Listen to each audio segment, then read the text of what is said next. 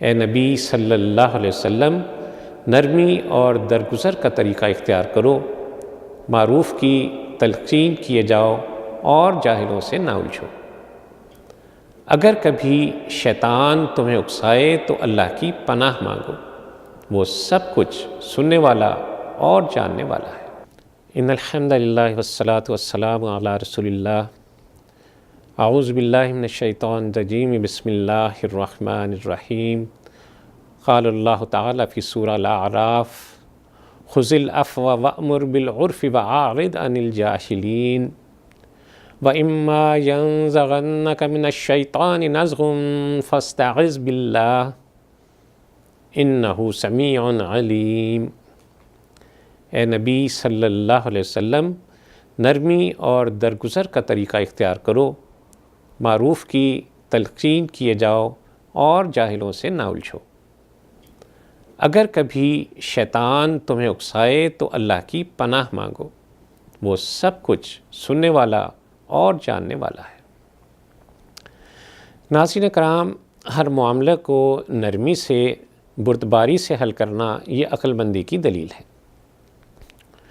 ایک عقل مند شخص درگزر کرنے، معاف کرنے اور غصے پر قابو پانے کی صلاحیت رکھتا ہے۔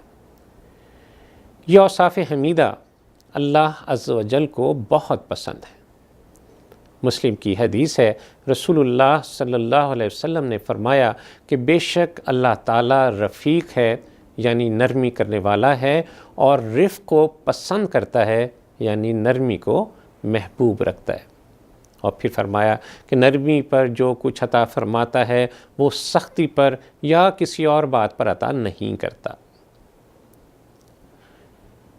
اسی طرح ایک اور موقع پر آپ صلی اللہ علیہ وسلم نے فرمایا کہ بے شک جس معاملے میں بھی نرمی شامل ہوتی ہے اس معاملے کو زیبائش عطا کی جاتی ہے، اس کو زینت عطا کی جاتی ہے، اور فرمایا جس معاملے میں سے نرمی کو نکال لیا جائے وہ معاملہ عیب دار بن جاتا ہے۔ اسی طرح جاہلوں سے الجھنے اور ان کی باتوں پر غصہ کرنے سے بھی منع فرمایا۔ امام جوزی رحمۃ اللہ علیہ فرماتے ہیں کہ جب غصے کی آگ طاقتور ہو کر بھڑکتی ہے تو آدمی کو اندھا کر دیتی ہے۔ اس وقت وہ ہر نصیحت سے بے بہرا ہو جاتا ہے۔ غضب جب دماغ کی طرف چڑھتا ہے تو سوچ پر، فکر پر پردہ ڈال دیتا ہے، اور جب حس کے مرکز کی طرف دوڑتا ہے تو آنکھوں سے نظر آنا بند ہو جاتا ہے۔ ایسے شخص کا دماغ اس غار کے مانند ہو جاتا ہے جہاں آگ جلائی گئی ہو، اور اس آگ کی وجہ سے غار سیاہ، گرم اور دھوئیں سے بھر جائے۔ اگر اس میں ایک کمزور سا چراغ بھی روشن ہو تو بجھ جائے۔ ایسے غار میں انسان نہ تو ثابت قدم رہ سکتا ہے، نہ اس میں بات سن سکتا ہے، اور نہ ہی اسے کچھ نظر آتا ہے۔ فرمایا کہ یہی حال غصہ انسان کے دل و دماغ کا کر دیتا ہے، یہاں تک کہ جب یہ بہت زیادہ ہو تو بسا اوقات انسان کے ہاتھ سے قتل تک کروا دیتا ہے۔ اسی لیے غصے کو حرام قرار دیا گیا ہے۔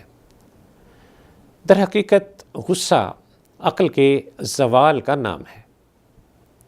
غصہ پینا دراصل اپنے نفس کو دبانا ہے، شیطان کے کردار کی نفی کرنا ہے، اور محبت، مودت کے جذبات کو فروغ دینا ہے۔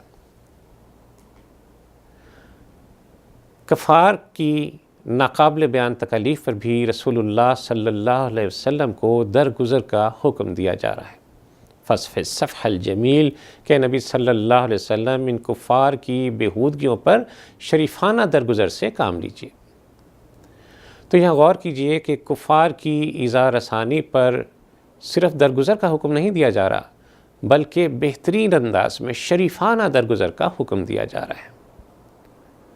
ناظرین اکرام، جب انسان کو غصہ آئے تو اس کے ذہن میں آخرت کا اجر اور ثواب ابھرنا چاہیے، اور یہ سوچ اس کے دماغ میں غصے اور انتقام کی آگ کو سرد کر دے گی۔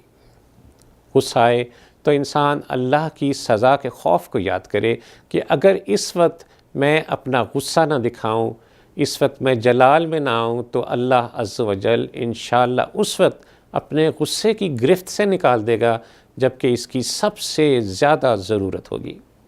اور پھر یہ کہ اللہ عز و جل درگزر کرنے والوں کو پسند کرتا ہے۔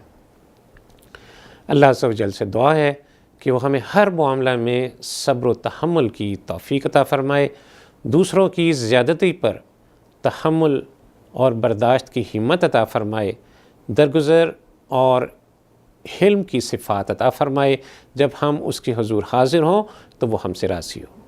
وصلی اللہ تعالیٰ علی خیر خلقہ محمد وعلی آلہ وصحبہ وسلم۔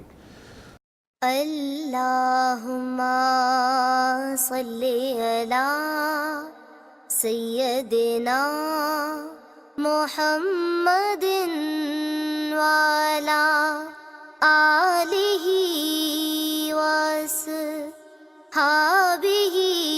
وسلم۔